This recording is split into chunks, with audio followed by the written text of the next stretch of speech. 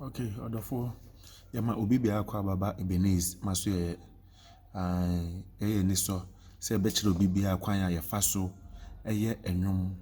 wa pese yo music. They say your home recording studios bebre wo ho. Nti ne ho hia se won so betimi asua bibi na wahu no se mba betimi ayemwa bebre ma wo.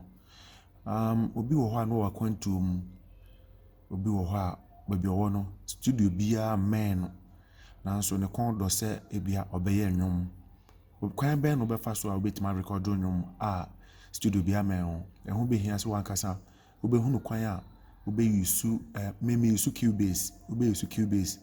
ada record nwom anya clean vocals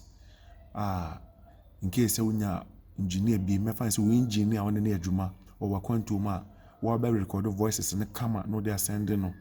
na obeye beat na go so no ya mixing dia ba ebeye professional mo bia hunu say ampa ne waya no so edimu enu nti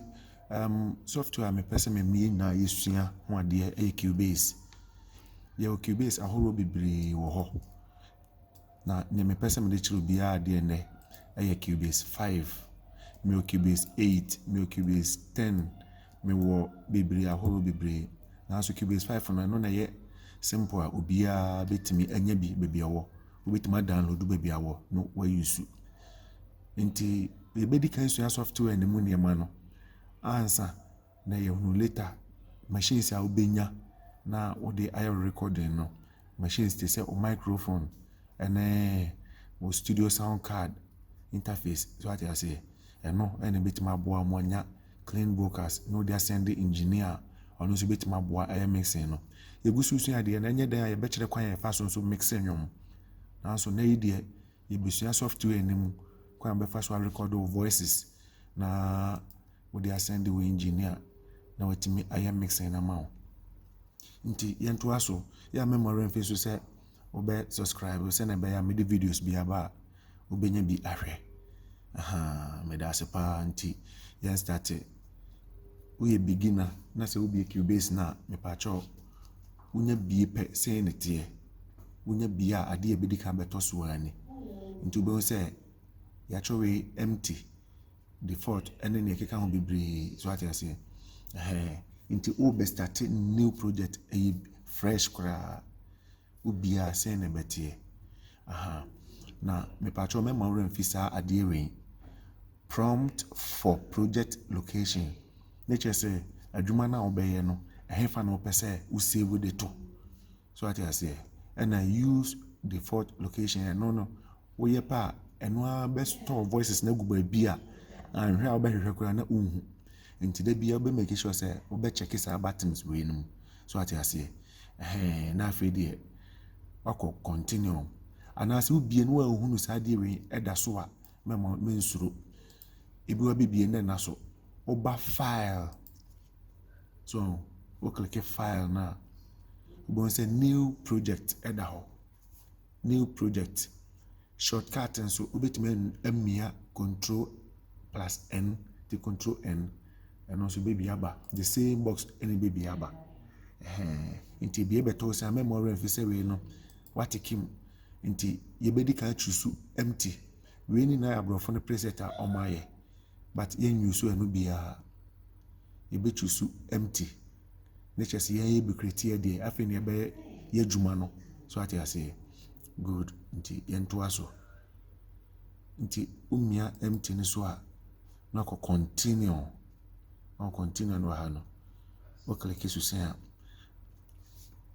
ebe kire won say me save u project na nto he so ati ase on say my computer won to be hunu ebia drive D drive C but ebia obe person de beto desktop se na be ya obe hunu ntema fine o click desktop ne so a ba bia beto a obe kai bia no any problem to o click desktop na uko ahana bonsi achro make new folder so ati ase desktop o click hona enema bebregu ho but so rename ana wo name wade na wo beye no onwom no din so enti make new folder once I create ato ha and I highlight blue enu enti no wo be ma ne name so ati ase e bia yɛmfa no Ebenezer music ana Ebenezer 1 Ebenezer so what I say Ebenezer me type and yɛnti amɔ fa nkyɛ me Ebenezer 1 so what I say we na umia okay pa when say a baby project na ba beto so kama so what I say me mabenya for the ubeba empty so na ako desktop Ebenezer 1 na me create na beda no into click no ko okay pa e baby aba say na ebeba me patch so what I say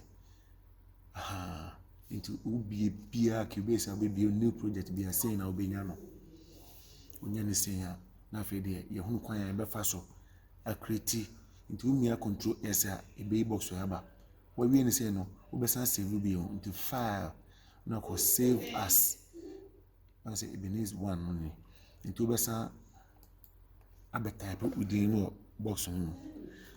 Ebenezer 1 ma click save and one no afi de obeko head desktop no obon say eda so ene da no te obebi obon say bibia wo nema no nyina wo the project in Cubase file na dem no so ati ase the new project say na obenya no the patch so ati ase new project no say na obenya no nti wi a na afi ne be hunu kwan ya be fa so a create audio file I be record audio channel I be record your mic na atoso time ninti you better watch your next video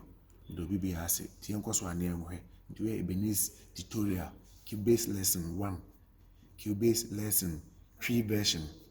1 and the abro no nti memory free subscribe be there Ebenezer bye